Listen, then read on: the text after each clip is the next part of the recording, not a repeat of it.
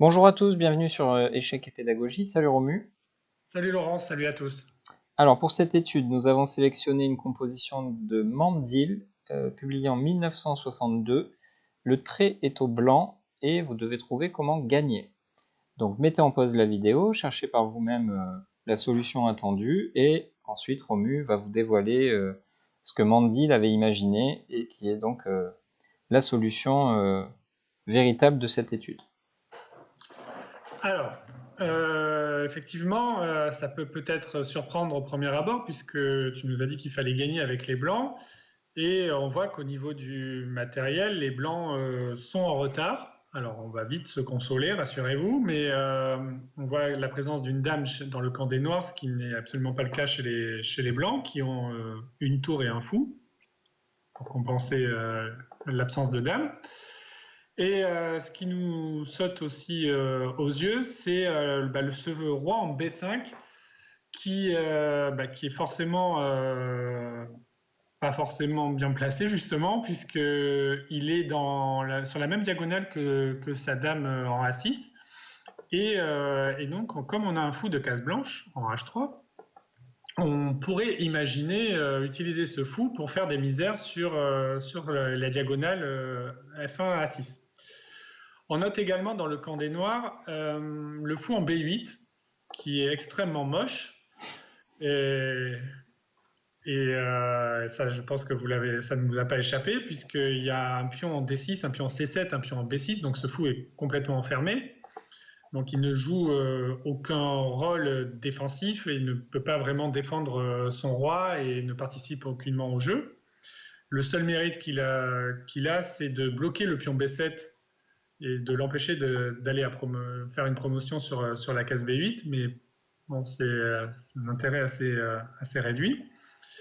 Les blancs, eux, en revanche, ont des pièces qui sont relativement intéressantes, puisque j'ai parlé du fou H3 qui pouvait éventuellement se rabattre vers la case F1 pour viser le roi noir, pardon. Mais il y a également la tour en D3 qui est bien placée, puisqu'elle peut éventuellement faire un échec sur la case D5. Elle peut coulisser sur la troisième rangée également, donc elle est assez libre et a pas mal de possibilités à sa disposition.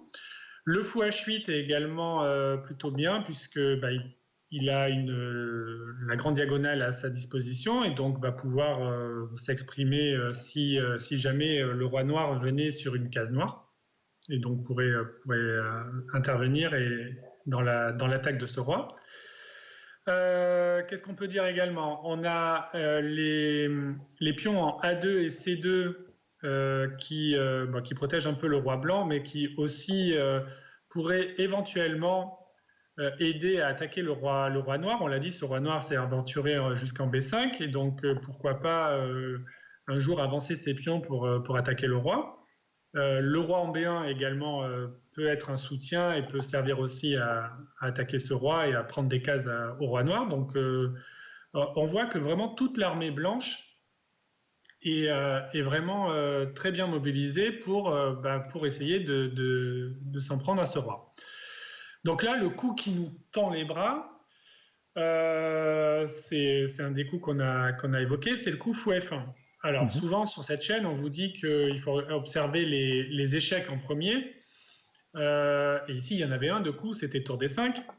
Mais on s'aperçoit très rapidement qu'après roi A4, le roi est complètement en sécurité et on ne voit pas trop comment mobiliser nos pièces et coordonner en tout cas nos pièces pour s'en prendre à ce roi qui, bien qu'avancé, semble en sécurité, abrité par son pion B4. Ouais, Donc, notamment, on pourrait aussi rajouter ensuite le coup C5, petit à petit réveiller le fou B8. Bon, la partie serait pas totalement sans espoir pour les blancs, mais voilà, on sent que les noirs arrivent à se réorganiser petit à petit, hein. ouais, complètement. Et donc les échecs n'étant pas bons, les prises, il n'y a pas vraiment de prise vraiment très satisfaisante. Donc on essaye de faire des menaces et fou F1 en fait une grosse puisque on menace tout simplement de gagner la dame en faisant une découverte avec tour D3. Tour à 3. bouger une découverte Oui, de la tour D3. Pardon, excusez-moi. exactement. Ouais, on menace, on met en place une batterie finalement, donc c'est le fait que le fou et la tour vont travailler ensemble, communément, et donc on menace ce fameux échec à la découverte. Alors, comment se défendre avec les noirs? Je vais essayer de me faire l'avocat du diable et de trouver des coups de défense. La ligne principale, c'est dame prend B7. Alors regardons si au lieu d'enlever la dame, les noirs tentaient d'enlever le roi. Première proposition, roi A5. Qu'est-ce qui se passerait là-dessus? Alors, on a envie de faire une découverte, ça c'est pas un scoop, donc on va faire un échec en jouant tour à 3 échecs, Puis on prend A3. puis on prend A3 forcé, et là, fou C3, tout à l'heure, lorsque j'évoquais le fou H8, je disais qu'il serait bien utile si le roi noir s'aventurait sur une case noire, c'est le cas ici en A5, donc après fou C3, le roi est obligé de se désolidariser de sa dame, donc en jouant roi A4, et maintenant, tout simplement, les blancs capturent la dame sur A6, et maintenant, tous les regards sont tournés vers le pion H2 qui va foncer vers H8 pour faire une dame. Ok.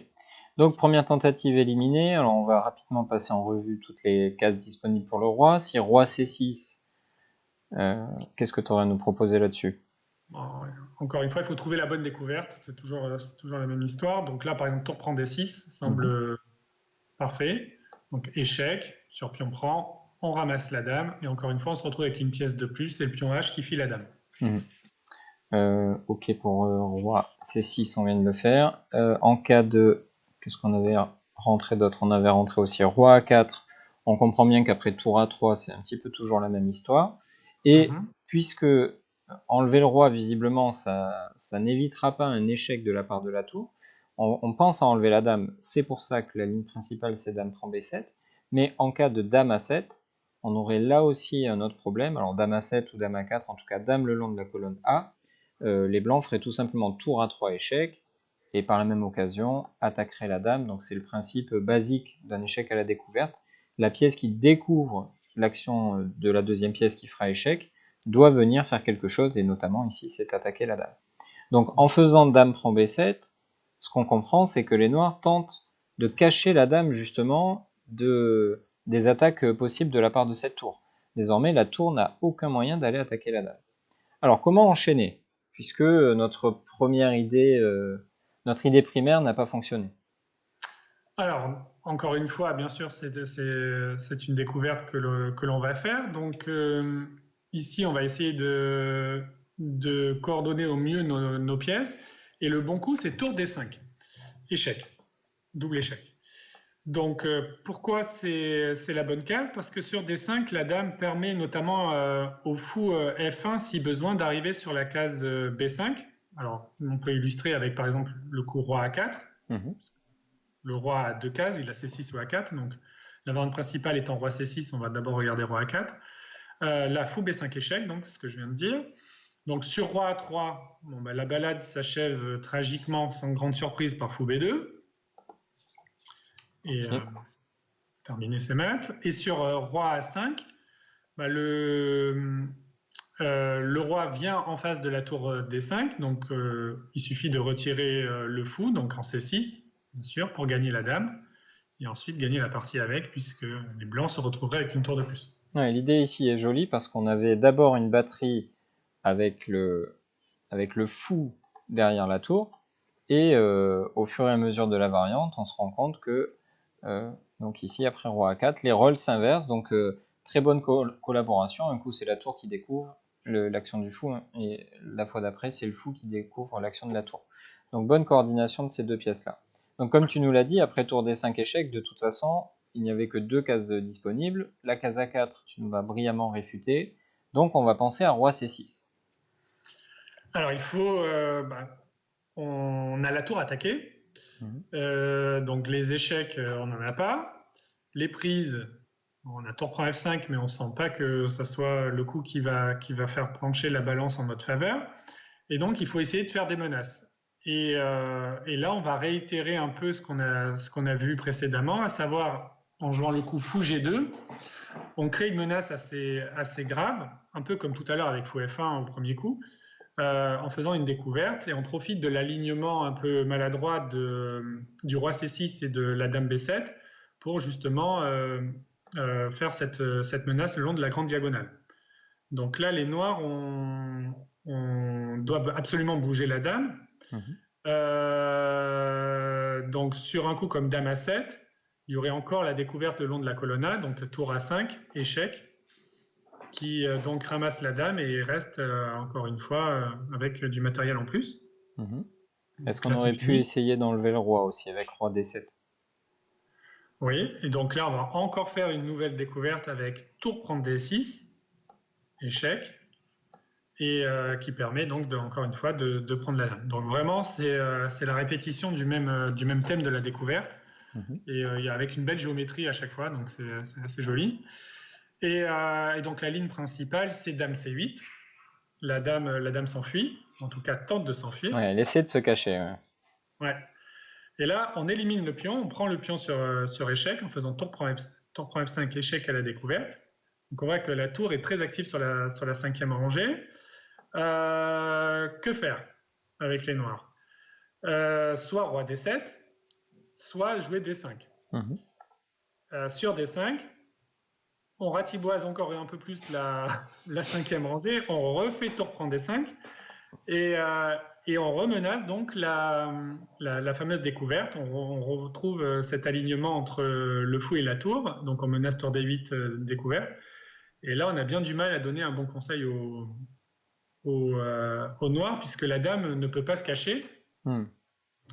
puisque sur n'importe quelle case, elle sera forcément attaquable par la tour. Donc même si elle prenait le fou sur H8, on ferait tour H5. Peut-être que Qu'est-ce que- dame G4 est le coup qu'il faudrait Peut-être. tenter en pratique, parce que là, les blancs pardon, n'ont pas le choix, ils n'ont qu'une façon de gagner la dame. Peut-être que sur d'autres coups, on aurait eu d'autres façons. Le danger ici, c'est de s'endormir sur ses lauriers et d'attaquer la dame machinalement par tour D4. Mais attention, la pièce qui fait échec étant le fou, on peut l'éliminer et en même temps sauver notre dame. Donc ici, ça nécessiterait de la micro-précision, on va dire. C'est pas le plus compliqué aux échecs de trouver un tel coup. On a tour G5 échec, on attaque la dame, et à travers la dame, on protège notre fou. Donc les noirs vont vendre leur dame le plus chèrement possible, mais ce sera quand même pas si cher que ça, puisque les blancs resteront avec une tour de plus. Donc on comprend bien que ce D5 ne change rien à l'histoire, dans la mesure où après tour prend D5, ici ça y est, le roi ne peut plus se soustraire à l'échec à la découverte, et la dame n'arrive plus à se cacher non plus.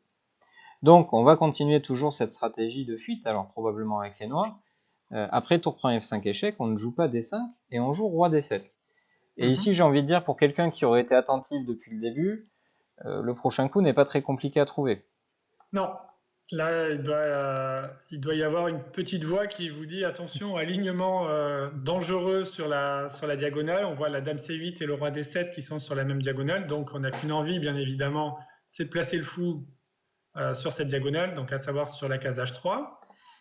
Et on réitère une énième découverte, une menace de découverte.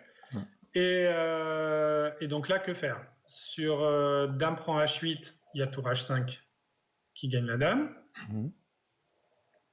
C'est triste. Si le Sur, roi essaie de s'échapper. sur roi E7, on fait tour F7 échec. On gagne à nouveau la dame, toujours la même musique. Sur roi C6, on aurait eu tour C5, on a compris. Donc, puisque la dame est menacée le long de la 8e rangée, on sait déjà qu'elle ne peut pas s'échapper par la colonne A. On a déjà vu ce genre de thème avec tour A5 échec. Donc à chaque fois, elle est un petit peu obligée de se cacher au milieu de ses pions. Et le seul coup pour ne pas perdre la dame immédiatement, c'est dame B7. Ouais, Donc c'est le c'est jeu ça. du chat et de la souris, hein, finalement. Ouais, exactement. Et donc là, il s'agit de faire le bon échec à la découverte. Donc là, on sent aussi que le roi commence à manquer de cases. Et ici, le bon coup, c'est tour E5, échec. Pourquoi? Pour couper le roi sur la colonne E, donc la colonne E lui est interdite. Si le roi s'enfuit sur la case D8, alors c'est une case noire, donc c'est le fou H8 qui rentre en piste avec un effet immédiat puisque fou F6 ça fait mat. On voit la parfaite collaboration entre les trois pièces Mhm. blanches. La tour interdit la colonne E. Le fou H3 s'occupe des cases blanches et le fou F6 s'occupe des cases noires. Donc parfaite coordination.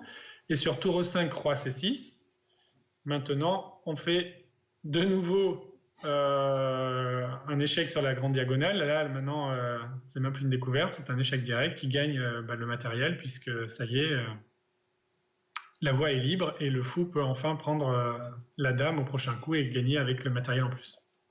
Exactement, ouais. Alors, on arrive au bout de cette séquence assez incroyable où on est vraiment en mode chasseur avec les blancs, fou F1, fou G2, fou H3. On veut à tout prix profiter de cet alignement très maladroit du roi et de la dame noire, qui sont gênés aussi par le fou B8. Hein. Alors, on a expliqué en début de vidéo pourquoi le fou B8 était là. Il bloquait le pion B7, mais d'un autre côté, par la suite, il a aussi bloqué sa dame, notamment. Donc, c'est un, c'est une étude gentillette, on va dire, qui nous réapprend à quel point les pièces peuvent bien se coordonner, notamment lorsqu'on arrive à créer une batterie. On le voit dès le premier coup de l'étude, hein, finalement. On va se le faire à l'endroit plutôt. Voilà, dès le premier coup de l'étude avec fou F1, la création de cette batterie, la mise en place d'une découverte est extrêmement difficile à contrer. Et donc cette étude en est l'illustration parfaite et vous a permis de réviser ça.